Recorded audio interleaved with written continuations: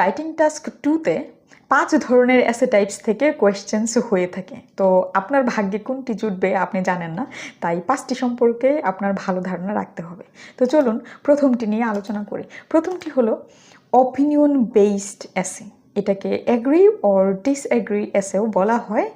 তো এটির question format কি? কোয়েশ্চেন ফরম্যাট হলো to what extent do you agree or disagree, এই ল্যাচটুকু কোয়েশ্চেনে দেওয়া থাকবে, মানে প্রম্পটের সাথে অ্যাড করে দিয়ে দেওয়া হবে to what extent do you agree or disagree.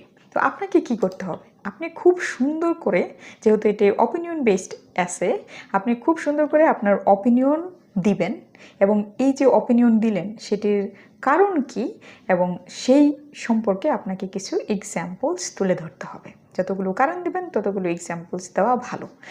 আর এখানে খুব স্পষ্ট করে আপনাদের আমি বলে দেই, আপনি যেহেতু